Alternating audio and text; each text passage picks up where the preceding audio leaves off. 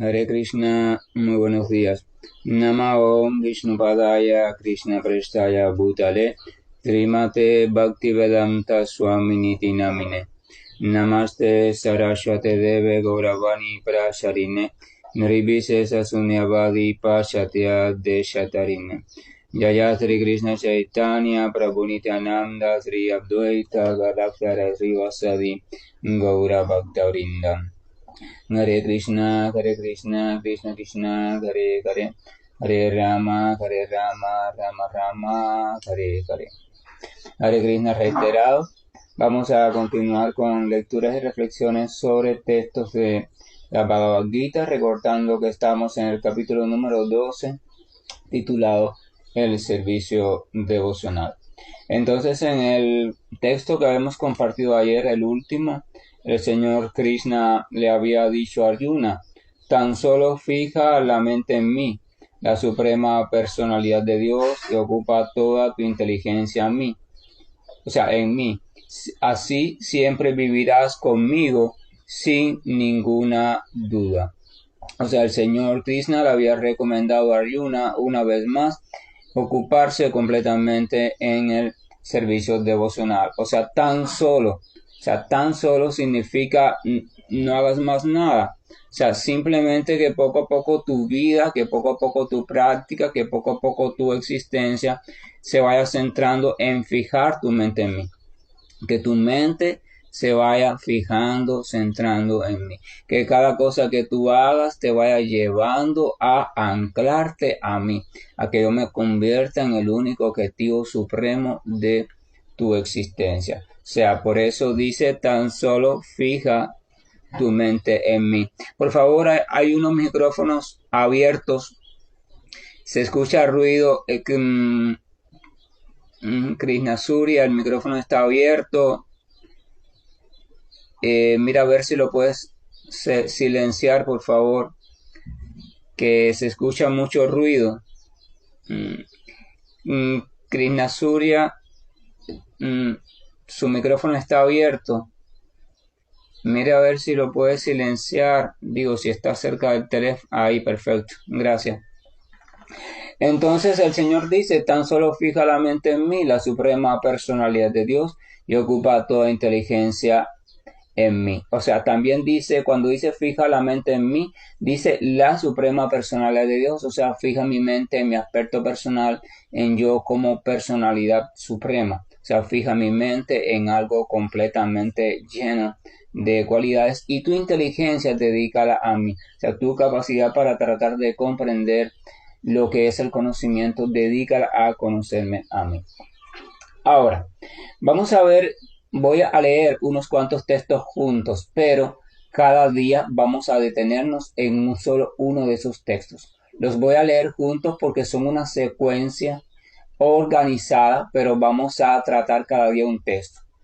A partir de aquí, entonces el texto número 9 dice: pero mi querido Arjuna, si no puedes fijar la mente en mí sin desviación, entonces sigue los principios regulativos del Bhakti Yoga. De ese modo, cultiva el deseo de llegar a mí. Texto 10. Si no puedes practicar las regulaciones del Bhakti Yoga, entonces solo trata de trabajar para mí, porque al hacerlo llegarás a la etapa perfecta. Texto número 11. Sin embargo, si eres incapaz de trabajar con esa conciencia de mí, trata entonces de actuar renunciando a todos los resultados de tu trabajo y trata de situarte en el ser. Si tampoco puedes emprender esa práctica, entonces dedícate al cultivo del conocimiento. Pero mejor que el conocimiento es la meditación. Mejor que la meditación es la renuncia a los frutos de la acción, ya que por medio de esa renunciación uno puede conseguir la paz de la mente.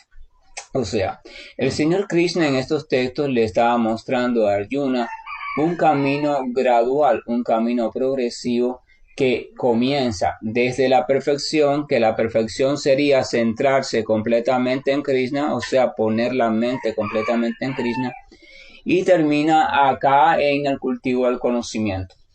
Él les dice, fija tu mente en mí, fija tu inteligencia en mí, pero mira, si no puedes hacer eso, aunque sea entonces cumple con las regulaciones, pero si no puedes cumplir con las regulaciones, entonces por lo menos trabaja con conciencia de mí, trabaja renunciando a todos los resultados del trabajo, pero si no puedes hacer eso, entonces dedícate al conocimiento.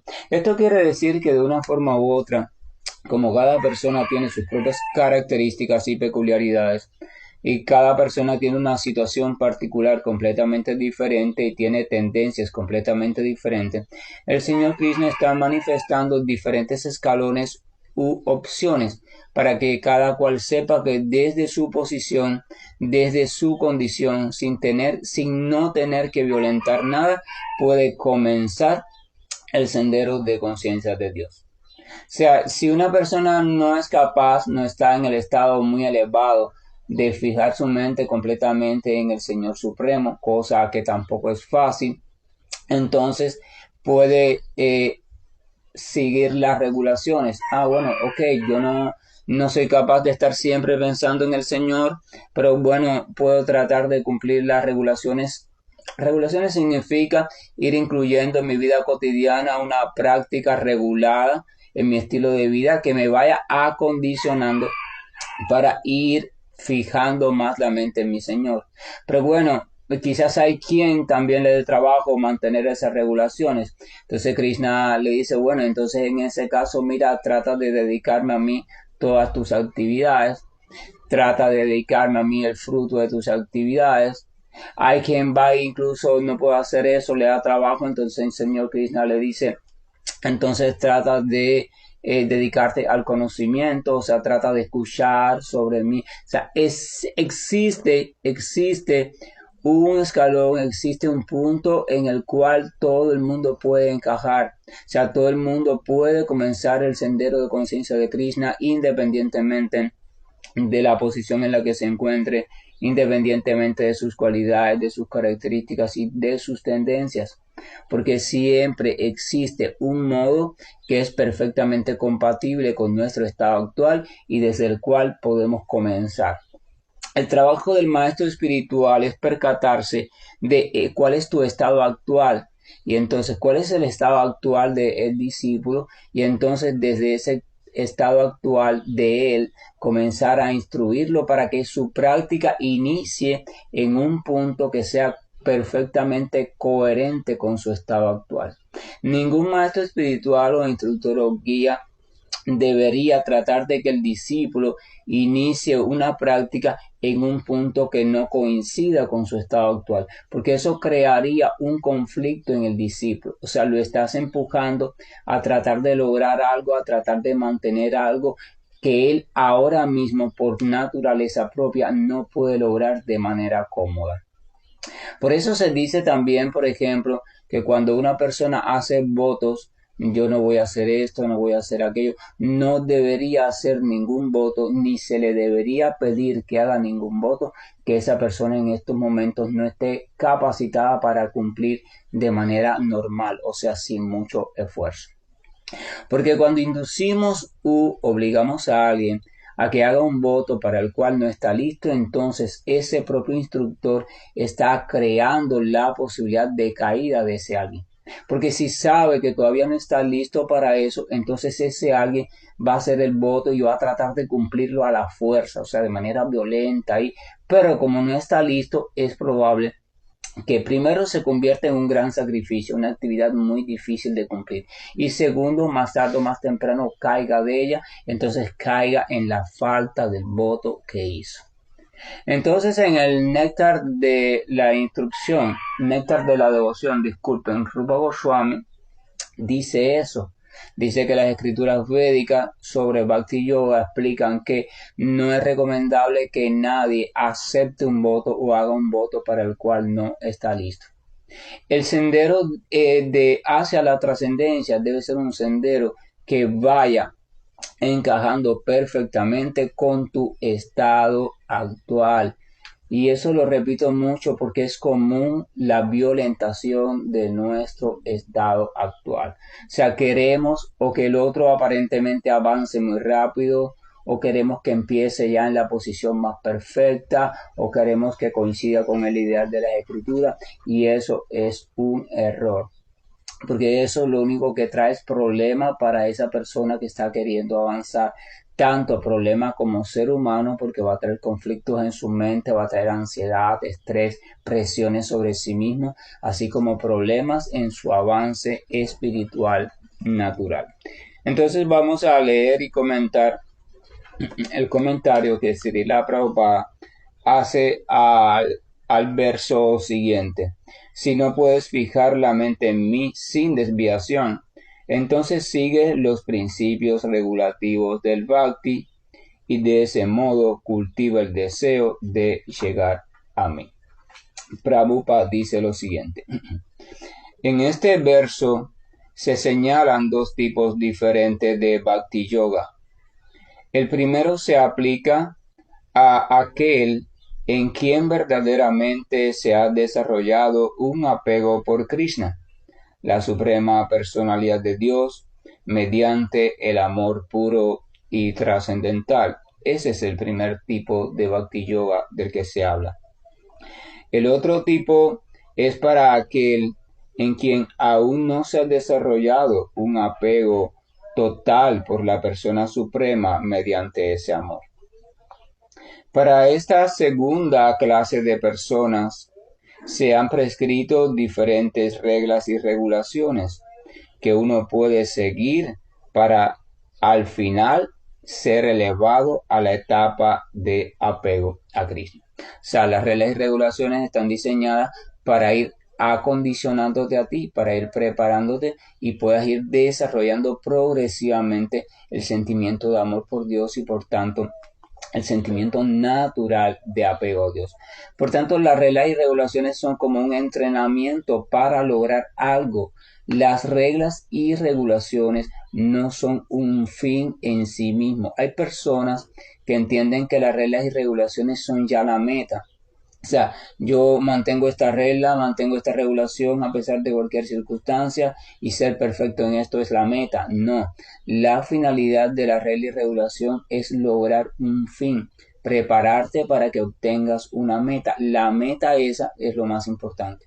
Esto significa que las reglas y regulaciones pueden cambiar en virtud de la situación personal de cada persona. O sea, las reglas y regulaciones pueden irse modificando porque sí, están diseñadas para cumplir un fin, para que esa persona llegue a un estado específico, como cada persona es diferente, cada persona necesita reglas y regulaciones que a veces en algunos puntos también sean diferentes. O sea, que sean capaces de adaptarse a su situación específica, a sus cualidades específicas y también a sus condiciones específicas. Ese punto es muy importante y es necesario de comprender.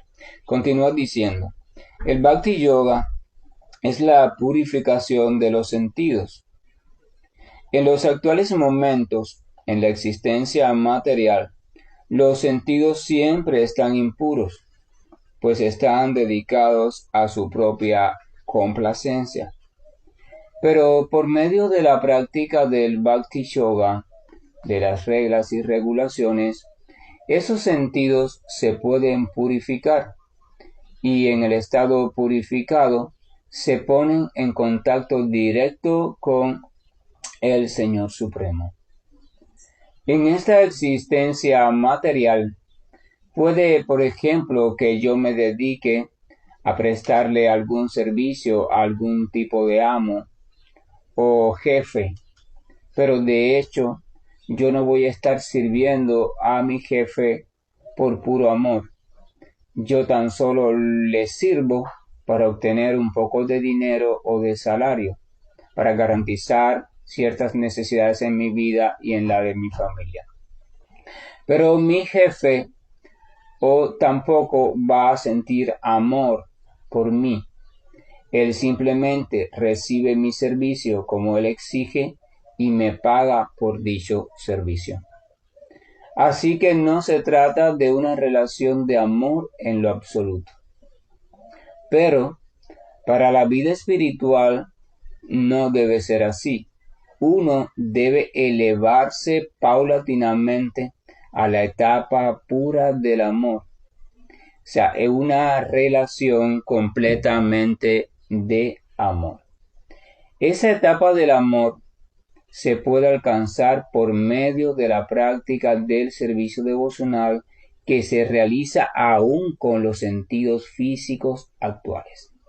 O sea, Prabhupada está explicando que avanzar espiritualmente significa avanzar en una relación de amor por Dios, o sea, pasar del interés a ir cultivando un sentimiento de amor. Y dice que ese sentimiento se puede cultivar aún con los sentidos actuales, o sea, aún con este cuerpo material, una vez nuestros sentidos se vayan purificando.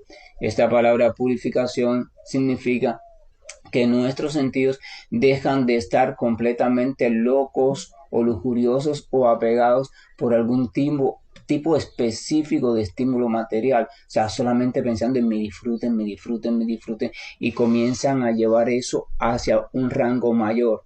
El disfrute también de otros, o sea, el bienestar de otros, primero de mi familia, después el bienestar de incluso de los amigos, después hasta de los desconocidos, o sea, tu deseo de expandir el bienestar va descentrándose de ti mismo hasta que llega un momento en que ese deseo pasa también a Dios, o sea, piensas en el bienestar de Dios, en la felicidad de Dios, en que Dios se sienta feliz con tu actuar, o sea, a que Dios a través de ti experimente, o sea, te conviertes en instrumento del Señor.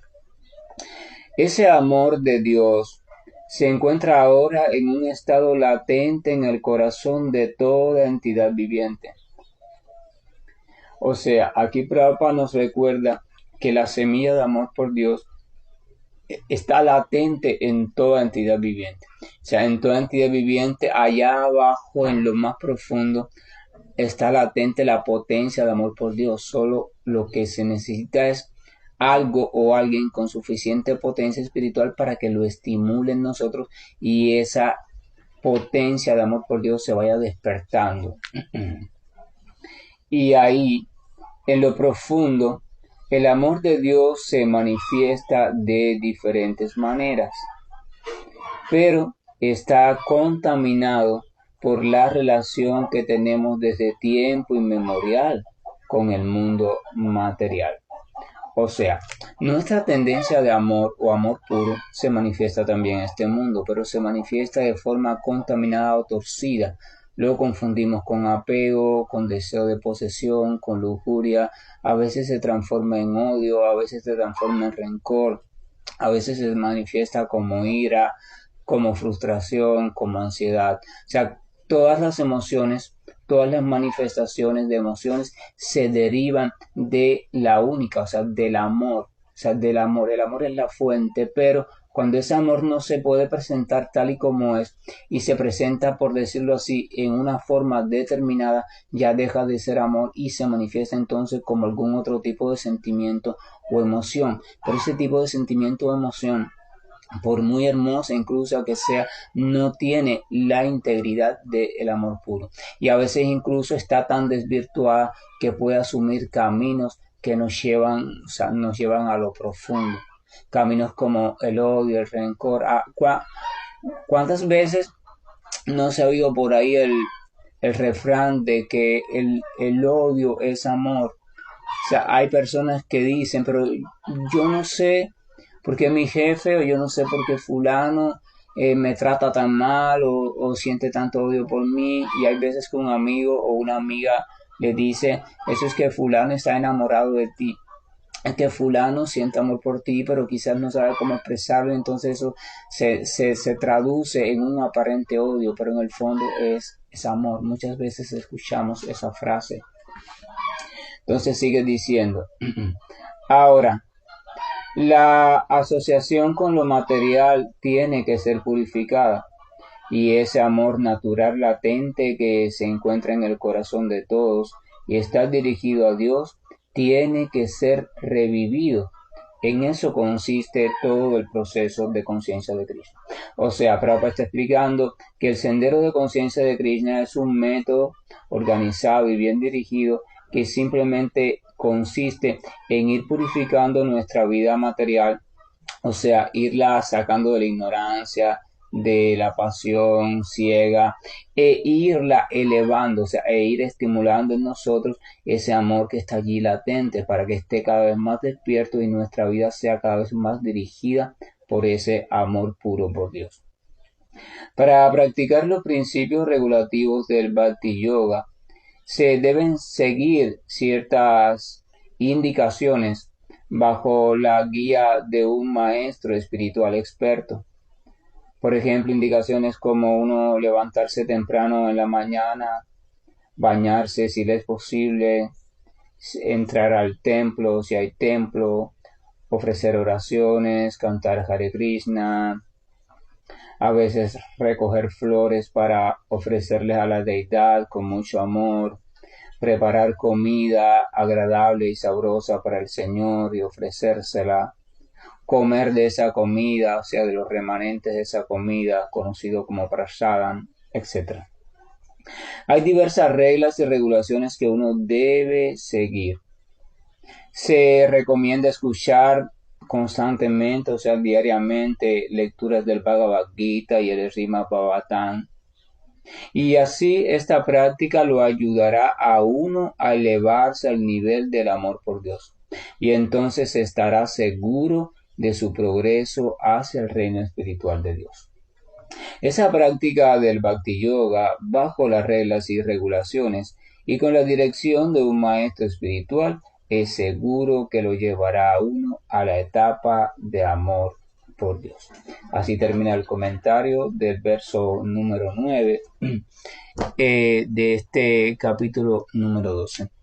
O sea, Prabhupada trata de explicar que si uno no está situado en la etapa de amor puro, cosa que es muy difícil, solamente los devotos puros están situados en esa etapa, entonces uno aún así puede entonces encaminarse en la etapa de las reglas y regulaciones, o sea, buscar un maestro espiritual, buscar un instructor espiritual, entonces que de acuerdo a tu condición real de vida, a tus capacidades y cualidades, te vaya instruyendo en ciertos aspectos o cierta práctica regulada, o sea, vaya instituyendo para ti una sadhana bhakti o una práctica de bhakti regular, donde algunas de las actividades son esas, o sea, despertarte temprano en la madrugada, si es posible por tu condición física, tomar un baño. Despertarte temprano en la madrugada tienen varias cosas. Todo el mundo sabe que la madrugada es un horario propicio para las prácticas espirituales o cualquier otro tipo de práctica, incluso para estudiar para muchas personas, para otras no, pero para muchas sí.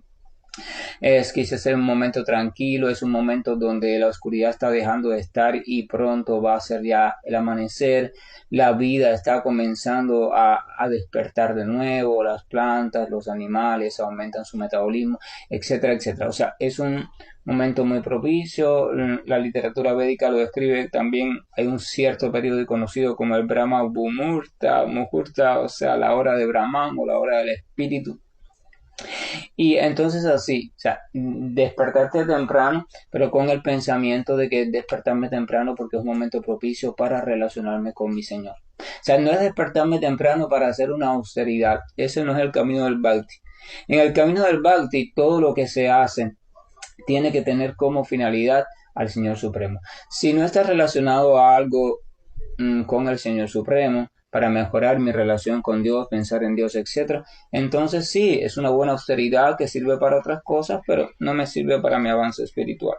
Entonces, si se le indica al practicante que se levante la madrugada, se le indica precisamente para aprovechar esa hora para relacionarse con el Señor. Si se le indica que se le bañe, si le es posible que se bañe, entonces se le está indicando para que tenga la mentalidad de que voy a estar limpio, voy a estar lo más limpio posible para ir al encuentro de mi Señor. O sea, Sabemos que, por ejemplo, la literatura dice que bañarse en el amanecer con agua fría es bueno para el sistema inmunológico, es bueno para una serie de cosas relacionadas a la salud. Pero el devoto no lo hace para la salud. Recibe esos beneficios también, pero él lo hace simplemente con la conciencia de que para quedar limpio, para ir al encuentro de su Señor. O sea, de nuevo el Señor es la finalidad del acto. Que cante ciertas oraciones de glorificación, etcétera, etcétera, para su Señor, de nuevo el Señor, oraciones para maestros espirituales, devotos puros, o sea, que son lo más querido por el Señor, de nuevo ahí está el Señor, que vaya al templo, de nuevo está ahí el Señor, que cante los santos nombres, de nuevo está ahí el Señor, que algunas veces, por ejemplo, se le puede indicar que recoja algunas flores para que las ponga a la deidad o en el altar, o sea, de nuevo ahí el Señor, ofreciéndole flores al Señor, y que cocine, que prepare algo sabroso y que sea aceptable para el Señor, de nuevo está el Señor ahí, que se le ofrezca al Señor, que coma después de ese ofrecimiento, o sea, ya de esa comida ofrecida y cocinada para el Señor. O sea, todas las cosas que formen parte de esa práctica diaria o sadhana bhakti, todas tienen un denominador común o un punto en común. Están realizadas con la finalidad de el Señor. O sea, de alguna forma nos llevan a relacionarnos con el Señor. No hay ninguna práctica que un instructor debe indicar a un practicante que no tenga como finalidad el Señor. O sea, de hecho, no se le debe de indicar simplemente la práctica. Mira, haz esto y haz aquello. No, se le debe decir, haz esto porque para que te prepares para el encuentro con el Señor.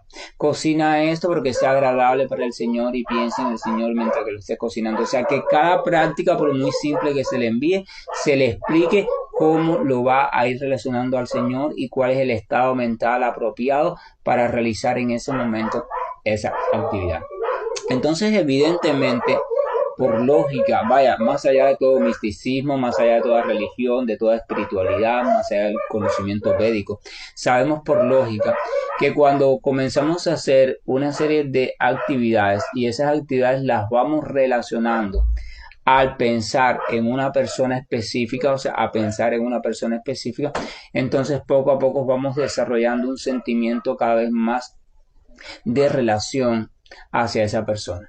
Si usted ahora comienza a hacer todas sus actividades, el levantarse, ahora usted dice, bueno, yo voy a levantarme temprano porque mi hijo o mi nieto que tienen 7 años tienen que ir para la escuela, entonces yo voy a levantarme bien temprano para prepararles el desayuno, para alistarles el uniforme escolar para que esté correcto, después para prepararles el baño y entonces después para despertarlos a ellos, para que ya vayan directo al baño, las actividades de aseo, después desayunen, después los ayudo a vestir, después los llevo a la escuela, después yo regreso, me pongo allá a preparar las cosas del almuerzo porque ellos vienen a almorzar a casa, después por la tarde me preparo para ir a recogerlos a la escuela, después me preparo para el agua del baño para ellos, después para hacerles su comida, después comparto con ellos un rato la televisión, después les pregunto qué hicieron en la escuela,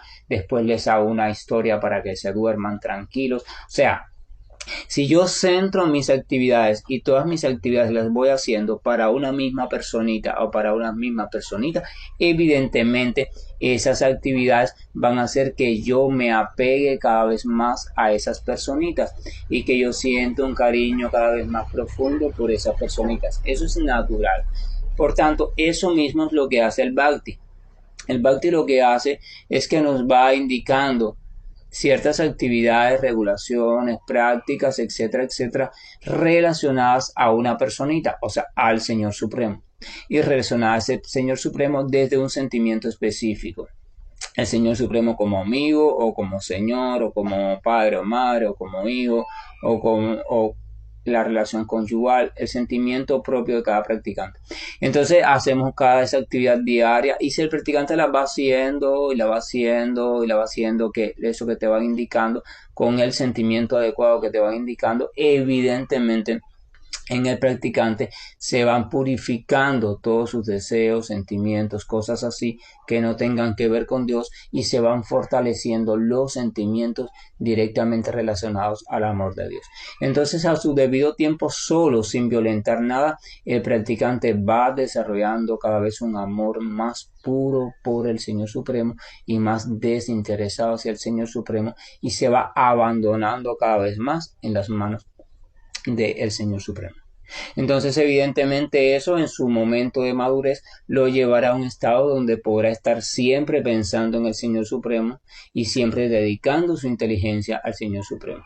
O sea, esto de las regulaciones lo llevará a la etapa perfecta. Por eso es que Krishna dice, si no puedes pensar siempre en mí, si no puedes dedicar tu inteligencia completamente a mí, entonces dedícate a las regulaciones, cumple con las regulaciones, o sea, cumple con las indicaciones del maestro espiritual y a su debido tiempo, entonces podrás pensar completamente en mí. O sea, y mañana vamos a ver el otro verso que está después, o sea, ¿y qué pasa si yo tampoco puedo cumplir con las regulaciones? ¿Qué pasa si me da mucho trabajo?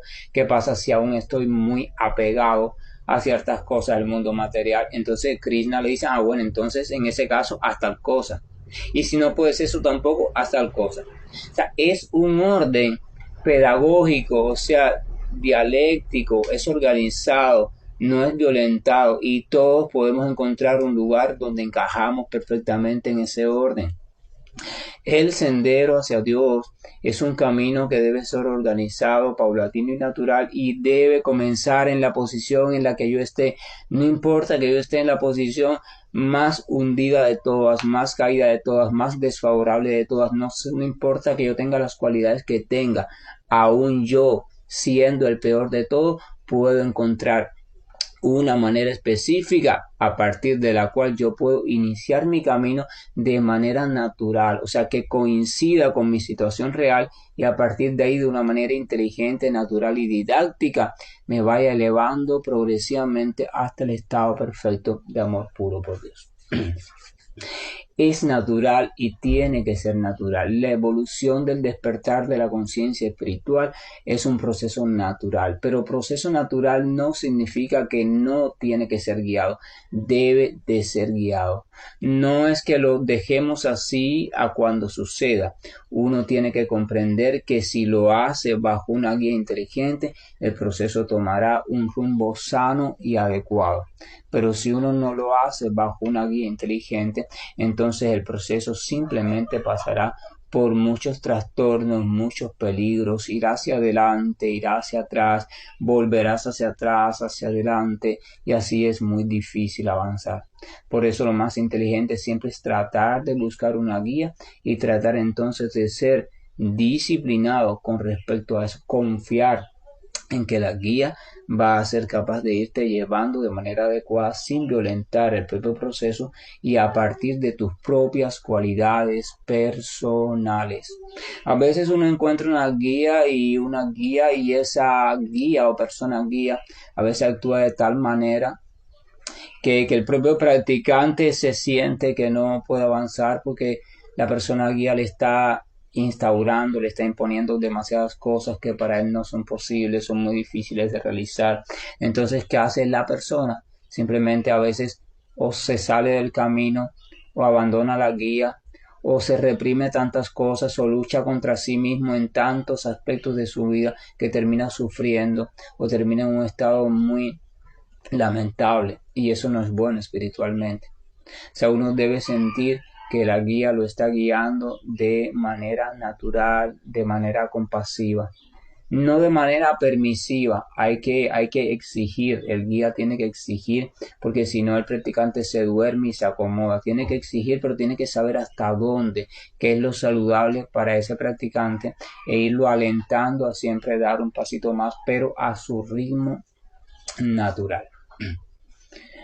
Que la gracia y el amor de nuestro Señor nos haga comprender que el camino de evolución espiritual es un camino que debe suceder de manera natural y progresiva, guiado por el conocimiento, pero también es un camino donde lleva una cuota de esfuerzo y disciplina. O sea, el practicante debe tener la certeza de que en sus manos está también poner de su parte, pero también debe tener la inteligencia para encontrar una guía que sea lo suficientemente capacitada para comprender cuál es el punto en el que ella debe comenzar su práctica, para que su práctica se haga agradable. La práctica del servicio devocional debe ser una práctica agradable, nunca debe venir a ser desagradable. El devoto debe sentir que su camino espiritual se convierte en algo placentero, para que sienta cada vez más atracción hacia él, para que sienta más apego y vaya disfrutando de un sabor, disculpen, cada vez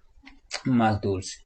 Que la paz y el amor nos acompañen, que la bendición de nuestro Señor querido y siempre presente esté irradiando en nuestro corazón para nuestro bien y el bien de todas aquellas personas y criaturas que nos rodean. Hare Krishna, buen día, y estoy finalizando esta llamada. Hare Krishna, Krishna Krishna, Hare Hare, Hare Rama, Rama Rama, Hare Hare, Hare Krishna,